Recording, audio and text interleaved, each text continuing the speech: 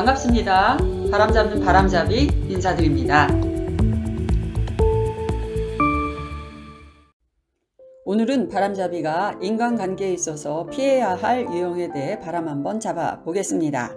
사람을 만나다 보면 정말 도움이 되는 사람도 있지만 관계를 맺으면 피곤해지는 유형들이 있습니다. 간단하지만 피해야 할 유형들을 알아보기로 하겠습니다. 첫 번째는 내로남불 유형입니다. 내로남불은 3세 이상 때 해결해야 할 자기 중심성에서 벗어나지 못한 매우 유아틱한 사고라고 볼 수 있습니다. 잘 자라지 못한 인지의 발달 장애일 수도 있는 결과물이죠. 이 유형은 잘 알려져 있듯이 자신이 하면 괜찮고 다른 사람이 자신과 똑같은 짓을 하면 비판을 하는 사람들입니다. 역지사지는 못해줄 망정 매번 자신은 괜찮고 타인은 안 괜찮은 사람을 I'm okay, you are not okay 라고 합니다. 교류 분석이라는 심리학 이론의 주창자 에릭 번에 의해 제시된 인간 유형 중 하나인데 사실 이런 사람을 만나면 매우 피곤합니다. I'm okay, you are also okay 가 상호 존중의 인간관계를 할 수 있는 기본이 된 사람이라고 할 수 있겠죠? 두 번째는 가스라이팅 하려고 하는 유형입니다. 가스라이팅이란 상대방의 자주성을 아주 교묘한 방법으로 무너뜨려서 상대의 판단력을 의심하게 만들어 그 사람을 자신에게 의존시켜서 마음대로 주무르려는 유형입니다. 이런 유형을 오래 만나다 보면 자신이 무척 무능한 사람이 된 것 같은 느낌을 받게 되고 사실 관계의 주도권을 가지고 있는 그 사람에게서 빠져나오기 힘들기도 합니다. 인간관계에 있어서 어떤 상황에 대해 타인의 의견을 듣고 의견을 상황에 적용하는 것은 좋은 일이지만 항상 자신을 의심하고 타인의 생각을 자신의 생각보다 더 믿는 것은 좋지 않은 태도라고 생각합니다. 이 유형은 에릭 번의 교육 분석 이론에서는 I'm not okay, you are always okay 유형이라고 볼 수 있겠습니다. 세 번째는 지나치게 말이 많은 유형입니다.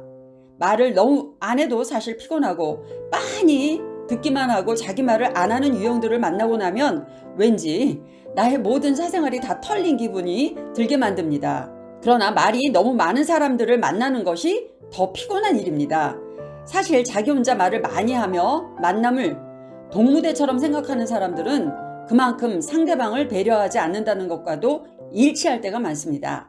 특히 부정적인 말을 많이 하는 사람들에게는 배울 점이 없습니다. 적절한 말의 양은 만나는 사람들의 숫자를 합하여 n분의 1로 나누어 하는 정도가 적절합니다. 만약 두 사람이 만나서 2시간 정도 대화를 나누었다면 내가 1시간 말하고 또 1시간은 들어주는 것이 필요합니다. 물론 항상 이런 룰이 이루어지지 않을지라도 만날 때마다 자기 혼자 떠들어대는 사람은 매력이 없고 피해야 합니다. 말하는 정도를 유지하기 위해서는 어느 정도 훈련이 필요합니다. 또한 말을 많이 하는 사람들은 여기저기 다니면서 이 말 저 말하고 말을 옮길 수밖에 없고 말을 하다 보면 실수도 다량 하게 되는 것이 말이다 보니 듣고 말하기의 양을 잘 조절하는 지혜 있는 사람을 만나는 것이 좋습니다. 네 번째는 슬프고 우울한 정서를 가진 유형의 사람은 피하는 것이 좋습니다. 물론 친구나 동료가 어려운 일을 당할 때 정서적으로나 또 다른 필요를 공급해 주는 것은 인간관계에 있어서 매우 필요한 일입니다. 특별하게 어려운 상황에 처했거나 어려운 일을 만났을 때는 사실 일상에서 그렇게 빈번하게 발생되지는 않습니다. 그런데 항상 우울감에 젖어 있거나 불안정한 심리 상태를 보이는 사람을 나의 능력과 자원으로 도와주어야겠다고 생각하며 자주 그런 유형과 만나다 보면 어느덧 그런 어두운 정서적 분위기가 자신에게도 영향을 줄 수 있습니다. 베르테르의 효과를 들어보셨죠? 베르테르의 효과는 유명인 또는 평소 선망하거나 존경하던 인물이 자살할 경우 유명인과 자신을 동일시 여겨 유사 방식으로 잇따라 자살이 일어나는 현상을 말합니다. 하지만 이렇게 극단적인 선택 말고도 우울은 매우 전염성이 강한 정서이기도 합니다. 그래서 항상 상대를 만나면 우울감으로 몰고 가는 유형들은 피하는 것이 좋습니다. 오히려 밝은 정서의 사람들을 만나서 자신이 좀 다운되어 있어도 에너지와 길을 받을 수 있는 그런 유형들을 만나는 게 좋습니다. 물론 내 자신도 다른 사람에게 그런 에너지와 길을 줄 수 있는 사람이 되어야 되겠죠? 마지막으로 경제관념이 희박한 사람은 피해야 합니다. 왜 작은 액수로 돈을 빌리고서 마치 잊어버린 듯 갚지 않은 사람들이 있죠. 사실 작은 액수라 달라기도 애매하고 왠지 달라고 하면 쪼잔한 느낌을 들게 하여서 시달리게 하는 사람들은 되도록 피하는 것이 상책인 듯 싶습니다. 한두 번이야 그럴 수 있겠다 싶지만 습관적으로 그런 유형들이 있습니다.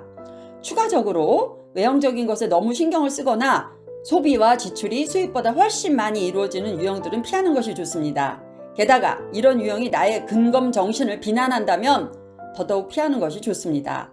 물론 과도히 아껴도 가난하여질 뿐이라는 성경 잠언의 말씀도 있지만요. 버는 것보다 더 많은 지출을 하는 사람을 곁에 두면 아무래도 불안합니다. 언젠간 터져버릴 폭탄을 안고 사는 사람을 곁에 둔 것과 마찬가지죠. 외형적인 것에 너무 신경을 쓰고 그 영향을 나에게도 주려고 한다면 단호하게 거부하고 나의 재정 계획을 잘 유지하면서 살아가시기를 적극 권합니다. 이상으로 오늘은 인간관계를 맺을 때 좀 피해야 할 유형들에 대해서 다루어 보았습니다. 좋은 인간관계로 성숙하고 평안한 삶을 사시길 바라면서 오늘은 여기서 마치겠습니다. 시청해 주셔서 감사합니다.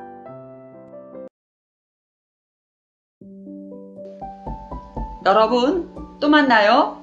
안녕.